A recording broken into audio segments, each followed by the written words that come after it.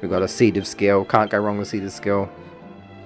Really, I've got most of the stuff that I want at this point, so I can kind of just decide, experiment a little bit, you know. Learn Dazzle, nice. Another fun fact about the PAL version of Dragon Quest is that it's not called Dragon Quest VIII actually over here. I've been technically calling it wrong over here. It's the whole thing with like Genesis and Mega Drive. The Mega Drive is what the Japanese, the original name of the Sega Mega Drive is what the Japanese version is called, and it was also pretty much what we call it over here in Europe. So when everyone says Genesis, I'm like, what's a Genesis? You Americans are funny. No, I'm kidding.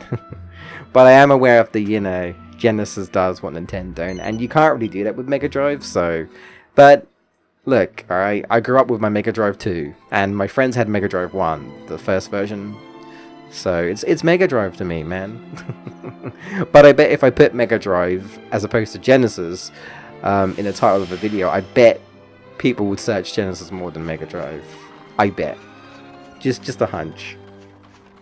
But yeah. But it's the same thing. It's actually not called Dragon Quest VIII. It's called Dragon Quest Journey of the Cursed King. Like, that's it. Yeah. And I'm guessing it's because it was the first game. The first Dragon Quest game we got over here. You know? Just think about it, though. Think about it. 8 games in the series, right? 8 games in the series. And we... You know, the 8th game is the first game we get. That's crazy. No wonder I felt spoiled, you know? Like, this is my first one and I loved it.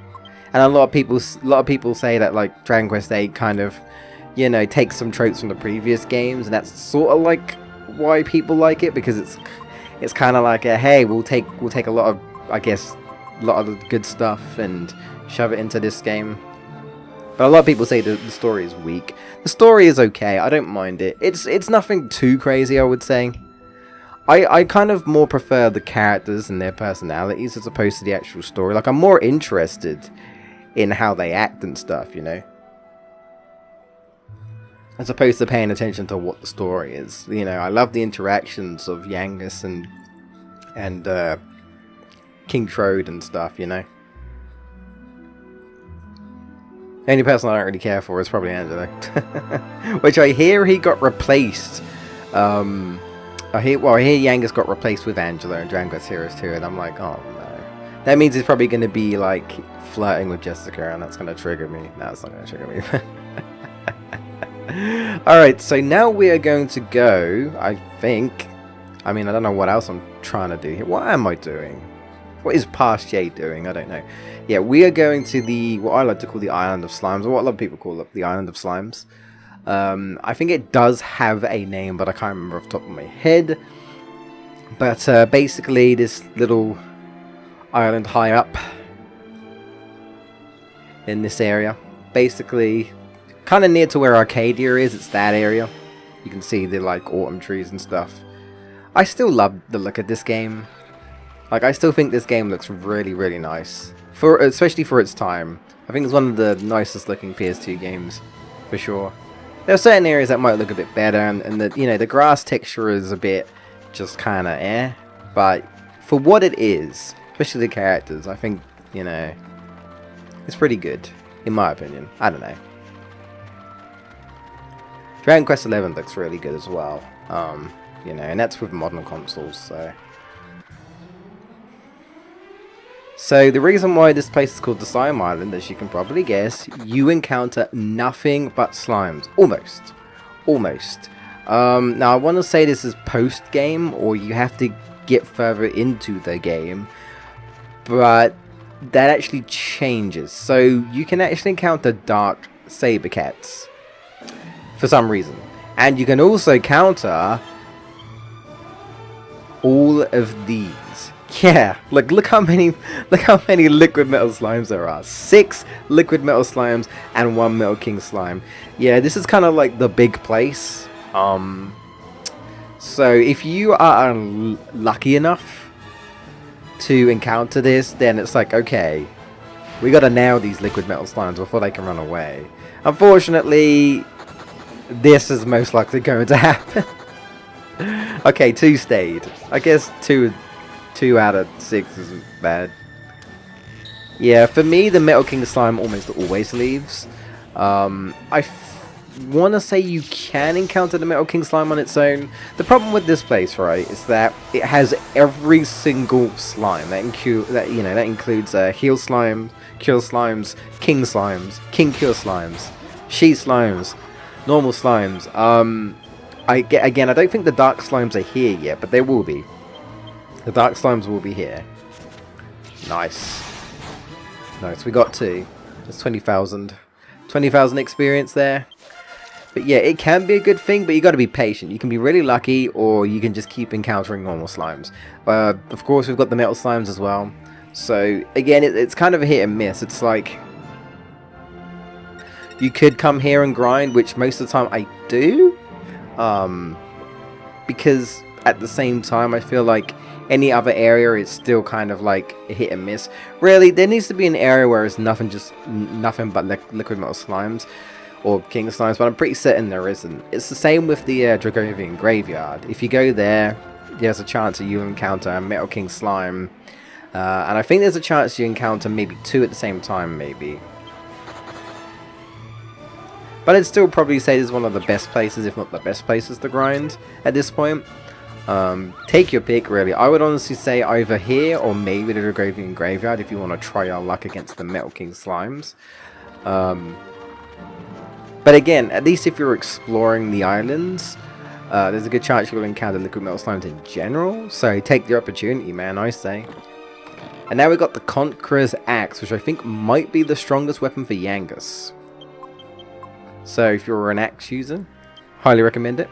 Equip that immediately. Yeah, now our attack is 276. Nice. Nice. Nice. Let's have a look at it. The world's strongest axe, once wielded by a barbarian king. Well, now Yangus is a barbarian king. Speaking of Yangus, I have another fun fact for you. Now, something I actually didn't know was that there's actually another Dragon Quest game that Yangus was starred in. He was actually the main character. Yeah, he was actually the main character. Basically, from what I remember, I think it's like Dragon Quest Shonen Yangus to Fushigo no Dungeon. Yeah, that's a long name. Fushigi, I think it's a Fushigi no Dungeon. It's a prequel, only released in Japan though, and it was developed by the Japanese team Cavia. I believe it's kind of like Pokemon Mystery Dungeon. It's like that, but with Dragon Quest. From what I remember when reading like the synopsis of the story, so this is based on when Yangus was a kid, and apparently him and Red go way back, at least according to this game. Because they knew each other when they were kids, so even Kid Red is there. And Yangus does kind of look cute. He does, little Yangus. Basically, I think what happens is that there's this like mysterious bottle, and some people tell him not to touch it. The bottle is dangerous. I guess Yangus is like, screw it, I don't care. He touches it, and the bottle actually opens and sucks him into the bottle. He gets transported to basically a world where it's pretty much like, you know, dungeons everywhere, I guess, like dungeon mapping. Again, it's kind of like Pokemon Mystery Dungeon. And I think Red gets sucked in as well or something like that. But he meets like these other characters that are exclusive to that game. And I think there's a guy called Torneko, which he's been in a previous Dragon Quest game, maybe Dragon Quest 3 or something, or Dragon Quest 4. He was in there or something. I don't know. I'm not too sure what the premises of it, but yeah, basically Yangus just gets sucked into this other like dimension, and then he has to explore these dungeons. It's not like a Dragon Quest game at all. It's different, and it's only in Japan. But that's kind of interesting. Maybe I'll put an image up if anyone's curious, like on the cover, just to see what it's like. It's like, I never knew that. It's like, wow. It's like, huh, Dragon Quest. Yangus went all the way back. There's a game where he was the main star. It's interesting. It's interesting. So there I got the Ruinous Shield, which is, I believe, one of the best shields. I think it might be the shield that you turn into to make the Metal King shield. So again, you need a shield. Best shield right there, I believe, if I remember correctly. So yeah. So now we just made the Sun's Crown from using the Skull Helm and Saint's Ashes. And now I think I'm debating. I'm checking if I have the right item. Yeah, I know what I'm trying to make. So I'm trying to make Timbrel of Tension. And I need a tough guy tattoo, which I don't have. Honestly, I probably should skip this, but I might end up doing something else. I can't remember. But yeah, I don't have it right now. I believe, I want to say in the next part we will have it. In the next recording. Like I said, it's going to take a few recordings before we get to where we need to go. It's mainly just going to be treasure hunting and monsters and stuff, monster hunting and whatnot. So I apologize for that.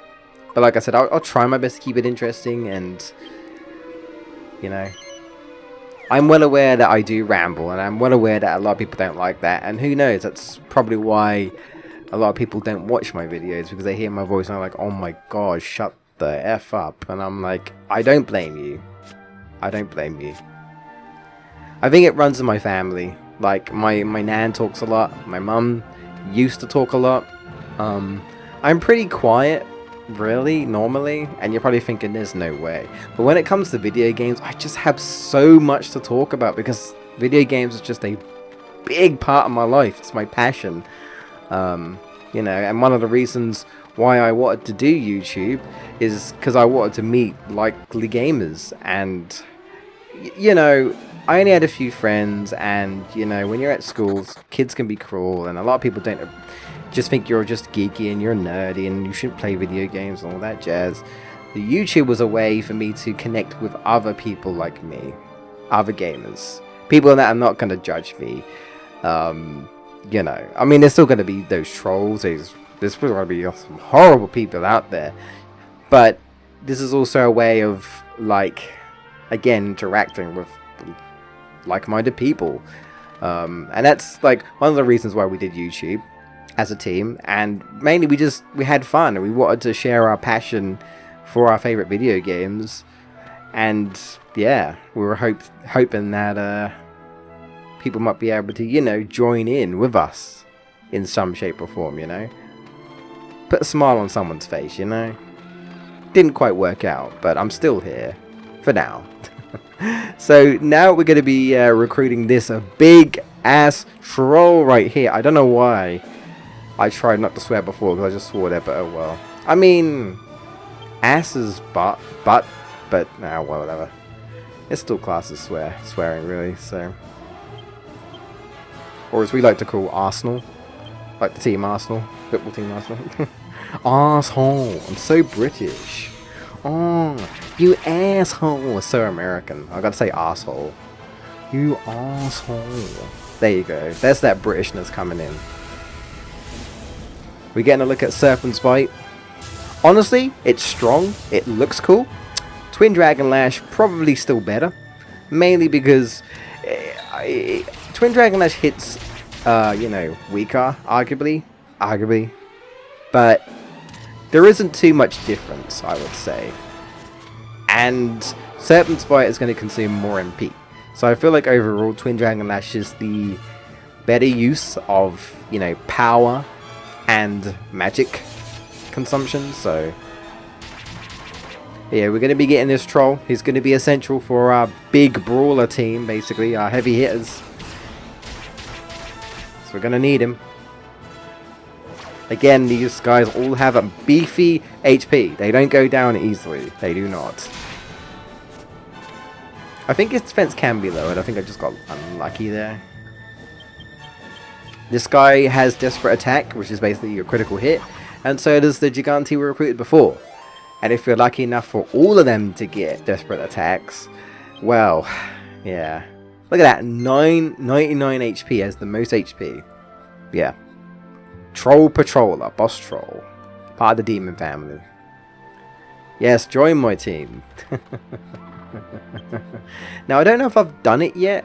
I might have just done it, I might have missed it, but there was some graves there, or at least they seem to be graves, but if you read them, they're actually just recipes. Yeah, we did do it already, which is kind of interesting. It's like, huh, these are like gravestones. Granted, I don't even know how anyone got up here, and the messages that are on there are recipes. Like, what? Who put them here? I have questions. Excuse you.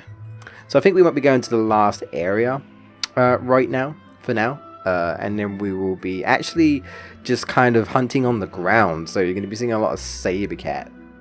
Most likely. You're going to be seeing a lot of saber cat stuff. And just basically searching around everywhere. You know, not fun for me. Maybe fun for you. Just because, you know, it's still long and tedious. But it is something I did want to do. I kind of wanted to get pretty much everything if possible. I don't know if I'll recruit every monster or show off every monster in Monster Arena. You know, I might not get, you know, encounter everyone, but I'll show off what I can, and you know, naturally I'm going to show off the ones I'm going to be using.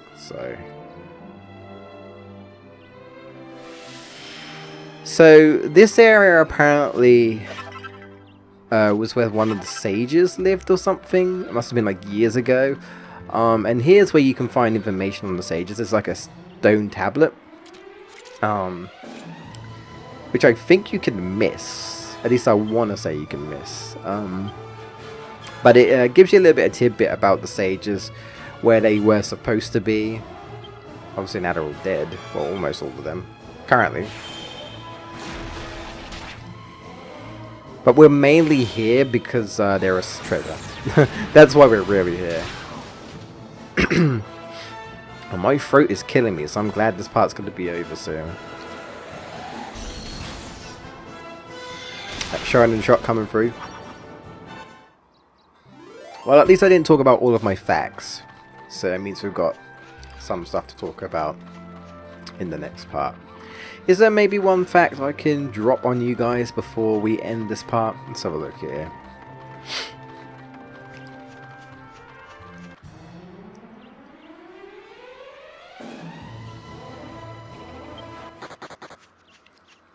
Yeah, okay. We'll talk about the music. Now, I love the music in Dragon Quest. Some people are like, they don't like it. I don't know why. I mean, orchestral music sounds great to me. But, so, alright. Laying down the facts. In the Japanese release of the game actually features sequenced music. Whereas the North American and PAL versions contain the symphonic suite orchestral recordings performed by the Tokyo Metropolitan Symphony Orchestra. That's a tongue twister. Tokyo Metropolitan Symphony Orchestra. I can't even say it. I can't even speak. I can't even speak English normally. Oh man. We have Sugiyama, I believe. Sugiyama serving as the conductor. And Koichi Sugiyama made the original score. And I believe he has pretty much done like the original score for a lot of Dragon Quest games as well. So there's an interesting fact there about the music. Yeah, here is where this is basically like a little tablet. It's almost like a tablet saying, oh, we're predicting that the Lord of Darkness is going to come back. It's like, oh, you know, symbolic. The prophecy. See into the future. It's going to happen. Oh, I foresee it. And this is where they actually, like I said, they kind of just tell you, like, you know, this sage will be here. This sage will be here. Golding will be, you know, living with his two adopted children. And I don't know how this, like, mural thing knows, but there you go. Master Gonzo, carry on tradition, teaching magic. Koopus will be living in the deep forest, having abandoned his life of magic. Now, pay attention to this. Living in monsters deep in the forest, having abandoned his life magic. Is it this one? No, it's not this one.